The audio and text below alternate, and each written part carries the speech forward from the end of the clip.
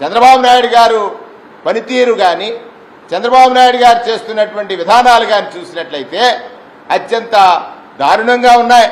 నిన్న వచ్చి చెప్తున్నటువంటి మాట దోవల మీద యుద్ధం అంటాడు. మరి దోవలు ఎక్కడ తగ్గిపోయో తెలియదు. ప్రజారోగ్యాన్ని గాలికి వదిలేశారు. ఆరోగ్యశ్రీ ఆసుపత్రుల్లో ప్రజల కోసం ఆ రోజు జగన్మోహన్ రెడ్డి గారు ఆపరేషన్ చేసుకుని ఇంటికి వెళితే ఆరోగ్య ఆసరా ఇచ్చాడు. ఆరోగ్యశ్రీ హాస్పిటల్కి ఎక్కడా బకాయిలు పెట్టలే. ఫ్యామిలీ డాక్టర్ కాన్సెప్ట్ తీసుకొచ్చాడు. ఇవాళ మీరు అవన్నీ కూడా నిర్వీర్యం చేసేస్తున్నారు. ఈ రాష్ట్రంలో ప్రజలకు ఒక అవకాశం, ప్రజలకు ఒక నమ్మకం ఏర్పడింది. ప్రభుత్వం అంటే మమ్మల్ని అన్ని విధాలా ఆదుకుంటుంది, దానికి కావలసిన అన్ని చర్యలు తీసుకుంది నాడు జగన్మోహన్ రెడ్డి గారి ప్రభుత్వం అని. కానీ మీరేం చేస్తున్నారు? అవన్నీ కూడా తొంగలోకి తొక్కేసి కేవలం జగన్మోహన్ రెడ్డి గారిని ఏదో ఒక ఆయన లాంటి వాడు పార్టీ పెట్టొచ్చా, ఇలాంటి వాళ్ళు రాజకీయాల్లో ఉండొచ్చా? అసలు రాజకీయాల్లో ఉండకూడదు మీలాంటి వారిని. ఆయన ఆ రోజు ఎన్టీ రామారావు గారు పెట్టినటువంటి సంక్షేమాన్ని అడ్డంగా నరికేసా. 2 రూపాయలు మేము 5 రూపాయలు చేసినా, హార్స్ పవర్ 50 రూపాయల నుంచి పెంచేసినా, సంస్కరణల్ని ఆదిలో తొక్కేసినా అన్ని చేసింది మీరు. కేవలం ఒక్కొక్క ఎన్నికల్లో ఒక్కొక్కరితో పొత్తు పెట్టుకుని ఏదో అధికారం చేదిక్కించుకుని కేవలం నువ్వు పెరుగుతావు, నీ కోట్ల ఆస్తి పెరుగుతావు.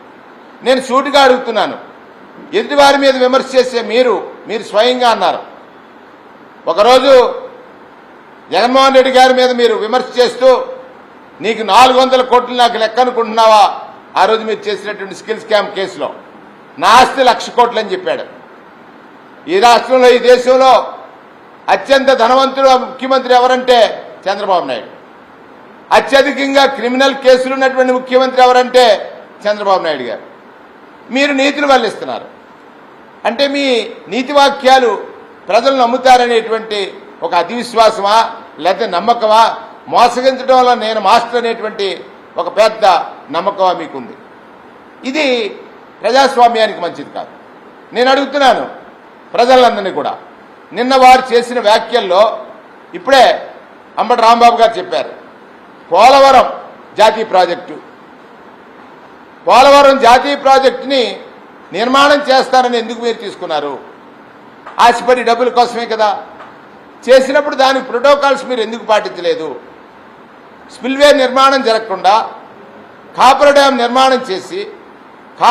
నిర్మాణం చేసే సందర్భంలో వెంటనే డయాఫ్రామ్ వాల్ వేస్తే వరదలు వచ్చిన సమయంలో స్పిల్వే లేకపోతే ఆ వాటర్ ఎటు రిసీడ్ అవుద్ది, ఎట్లా వెళ్తుంది?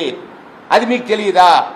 ఆ గ్యాప్స్ ఉన్న కారణం చేత కదా, కాపర్ డ్యామ్ గ్యాప్ల వల్ల మీరు ఫిల్ చేయని కారణం వల్ల ఏదైతే డయాఫ్రామ్ కవర్ అయిందో అది ఇవాళ ఈ రాష్ట్ర సంపద 900 కోట్ల రూపాయలు, 900 కోట్ల రూపాయలు భారీ నష్టం జరిగింది. మీరు మాట్లాడుతున్నారు. మీరు ఏదైనా ఒక ఇన్ఫర్మేషన్ అడిగితే పోలవరం ఈ స్థితికి కారకుడు చంద్రబాబు నాయుడు గారని మొత్తం ప్రపంచం అంతా చెప్తుంది. దానికి జగన్మోహన్ రెడ్డి గారి మీద నెట్టాలని ప్రయత్నం చేస్తూ ఉన్నారు. ఇవాళ ఈ పోలవరానికి శాపానికి కారణం ఎవరు మీరు ఆలోచించండి.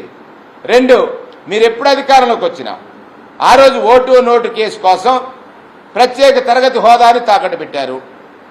ఓటు నోటు కేసు కోసం ప్రత్యేక తరగతి హోదా, స్పెషల్ కేటగిరీ స్టేటస్ని వదులుకొని కాదు ఇక్కడికి వచ్చారు. రెండోది, దానికి తోడుగా అక్కడి నుంచి ఇక్కడికి వచ్చిన కారణంలో మళ్ళీ కేంద్రంతో లాలుచీ పడ్డారు. పోలవరం నిర్మాణం తీసుకున్నారు. పోలవరం నిర్మాణంలో మీరు చేసినటువంటి ఈ అకృత్యాల వల్ల, లేకపోతే ఈ అనాలోచిత లేకపోతే అత్యాశ నిర్ణయాల వల్ల పోలవరానికి శాపం వచ్చింది. ఇవాళ రగిలిపోతున్నటువంటి ఆంధ్రుల హక్కు విశాఖ ఉక్కు మళ్ళీ అధికారంలోకి రాకముందు ఏం చెప్పారు? ఉక్కు పరిశ్రమని నేను ప్రైవేటీకరణ కానివ్వనన్నారు. ఇప్పుడు జరుగుతున్న తంతేమిటి? అంటే దీన్ని ఏమి ఆలోచి మీరు పడ్డారు? అంటే ఈ రాష్ట్ర ప్రయోజనాల్ని మీరు అధికారంలోకి వచ్చిన ప్రతిసారి కూడా రాష్ట్ర ప్రజల ప్రయోజనాలను తాకట్టు పెట్టి మీరు ప్రయోజనం పొంది మీ పార్టీని లేదా మీ తనయుడిని ఏ విధంగా రాజకీయాల్లో పెంచాలనేటువంటి ప్రయత్నం తప్ప ఈ రాష్ట్ర ప్రజలకి మంచి చేయాలన్న ఆలోచన ఈ ముఖ్యమంత్రి గారికి ముఖ్యమంత్రి గారికి సహకరిస్తున్నటువంటి పవన్ కళ్యాణ్ గారికి లేదు అనేది వాస్తవం. ఎందుచేతనంటే అన్ని వర్గాల్ని మోసగించినటువంటి నాయకుడిగా చంద్రబాబు నాయుడు గారి చరిత్రలో ఉంటాడు. నిన్న మాత్రం ఆయన మాటలు చూసిన తర్వాత ఆయన ఎవరికైనా చూపించుకోవాలా. జగన్మోహన్ రెడ్డి గారిని భూతమట, పాతాళానికి పాతేశాడట, కానీ వదల బొమ్మాలి నిన్ను వదల అని జగన్మోహన్ రెడ్డి గారు వస్తారట. అంటే జగన్మోహన్ రెడ్డి గారు ఎంత శక్తివంతుడో ఆయనే చెప్తున్నాడు. మీరు చంద్రబాబు నాయుడు గారికి సలహా ఇస్తా ఉన్నాను, ముఖ్యమంత్రిగా భూతాలను పట్టుకోవడం మీకు రాకపోతే భూత వైద్యులను సంప్రదించండి. భూత వైద్యులను సంప్రదించి భూత వైద్యం చేయిస్తారు ఈ రాష్ట్ర ప్రజలకి. ప్రజలు కోరుకున్న, ప్రజలు ప్రేమిస్తున్న, ప్రజలు నమ్మకం ఉంచిన ఒక నాయకుడు టెక్నికల్గా ఓడిపోయి ఉండొచ్చు. ఆ రోజు మీరు ఓడిపోయారు. మీకు ఎన్ని సీట్లు వచ్చాయి? 23 సీట్లు వచ్చాయి. మీకు వచ్చిన ఓటు షేర్ అంతా 39.17. మీకు 23 స్థానాలు వచ్చినప్పుడు 2019లో మీ ఓటు షేరు 39.17. ఇవాళ 11 సీట్లే వచ్చి ఉంటాయి టెక్నికల్గా. కానీ జగన్మోహన్ రెడ్డి గారికి వచ్చిన ఓటు షేర్ అంతా 39.174. మీకంటే 2.3 షేర్ ఓట్స్ ఎక్కువ వచ్చినటువంటి పరిస్థితి ఉంది. అంటే ప్రజాస్వామ్యంలో ప్రజలు అంటే ఓటు ఇచ్చారు, దానికి తగిన సీట్లు రాకపోయి ఉండొచ్చు. కానీ 23 సీట్లు వచ్చిన మీరు 164కి ఎలాగెళ్ళారో రేపు ఖచ్చితంగా జగన్మోహన్ రెడ్డి గారి పాలన కోరుకునేటువంటి జనం సంవత్సరంలోనే, ఈ సంవత్సర కాలంలో ఏ ప్రభుత్వానికి ఇంత వ్యతిరేకత రాలేదు. కారణం మీరు అధికారంలోకి వచ్చిన మొదటి రోజు నుంచి శ్వేతపత్రాలు అన్నారు. ఇవాళ ఈ రాష్ట్రంలో జరిగిన అప్పుల మీద శ్వేతపత్రం రిలీజ్ చేయండి. నేను డిమాండ్ చేస్తున్నాను. చంద్రబాబు నాయుడు గారు సంవత్సరం అయింది, 14 నెలల్లో 2 లక్షల కోట్ల అప్పులు తెచ్చారు. ఏమి ఖర్చులు చేశారు? మీరు చేసిన ఖర్చులేమిటి? దాని మీద ఒక శ్వేతపత్రం రిలీజ్ చేయండి. అంటే జగన్మోహన్ రెడ్డి గారిని నింద వేయటం, జగన్మోహన్ రెడ్డి గారిని ఎలాగో దుష్ప్రచారం చేయటం, 400 కోట్లు ఖర్చు పెట్టి వైజాగ్లో, ఋషికొండలో బ్రహ్మాండమైనటువంటి వరల్డ్ క్లాస్ బిల్డింగ్స్ కడితే దాని మీద ఎంత దుష్ప్రచారం. అలాగే ఇవాళ మీరు ఏదైతే ప్రజల్ని మీరు తప్పుదోవ పట్టించి ఓట్లేయించుకున్నారో ల్యాండ్ టైటిలింగ్ యాక్ట్, మీరు ఇవాళ అవార్డ్స్ తీసుకుంటున్నారు కదా, రెవెన్యూ శాఖ అవార్డ్స్ తీసుకుంటుంది. ఎవరు ప్రవేశపెట్టారు? అది జగన్మోహన్ రెడ్డి గారే కదా. మరి మీరు చెప్పింది అబద్ధం కదా. అయ్యా నేను ఆ రోజు అబద్ధం చెప్పాను, ల్యాండ్ టైటిలింగ్ యాక్ట్ మంచి విధానం, కేంద్రం అమలు చేయమంది, మరి నేను చేస్తున్నాను, ఇప్పుడు మీరు తప్పు ఒప్పుకుని చేయండి. మీరు చెప్పింది తప్పు కదా. ఆ రోజు ల్యాండ్ టైటిలింగ్ యాక్ట్ అంటే మీ ఆస్తులు జగన్మోహన్ రెడ్డి గారు లాగేసుకుంటా అన్నారు. మరి ఇవాళ అదే ల్యాండ్ టైటిలింగ్ యాక్ట్ని మీరు అమలు చేస్తున్నారు.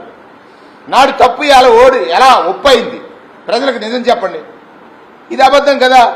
అంటే అబద్ధాలు చెప్పి అధికారం వచ్చిన తర్వాత సంక్షేమం అంటే మీ కొడుకుదే అనుకుని, మీ నాయకుడు లోకేష్ గారి సంక్షేమమే క్షేమం అనుకుని, లోకేష్ గారి క్షేమమే సంక్షేమం మీ దృష్టిలో.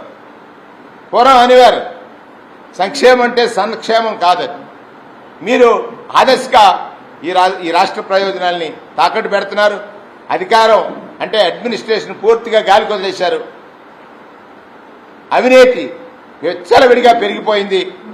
మీ ఎమ్మెల్యేలందరూ ఇసుక దోస్తున్నారు, మట్టి దోపిడీ చేస్తున్నారు. ఎక్కడ లేఅవుట్ వేయాలంటే వాడికి కుప్పం కట్టాలా, ఓపెన్గా వచ్చింది. మంత్రుల మీద అనేక రకాలైనటువంటి ఆరోపణలు వస్తూ ఉన్నాయి. మీరు ప్రతి కేబినెట్ సమావేశంలో వార్నింగ్ ఇచ్చాం. ఎవరికి ఇచ్చారు చెప్పండి?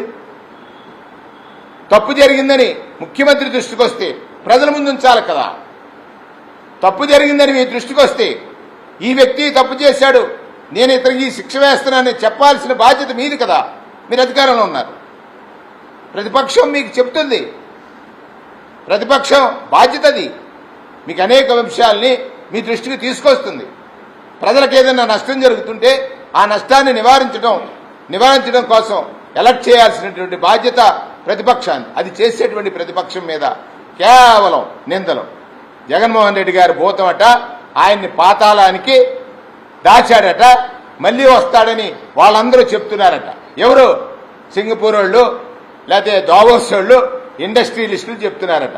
అంటే చంద్రబాబు నాయుడు గారు జగన్మోహన్ రెడ్డి గారిని నిలవరించడం చంద్రబాబు నాయుడు గారి వల్ల సాధ్యం కాదని వేరే భూతాలు ఏమన్నా భూత వైద్యం తెచ్చుకుని ఏమైనా చేయిస్తాడా?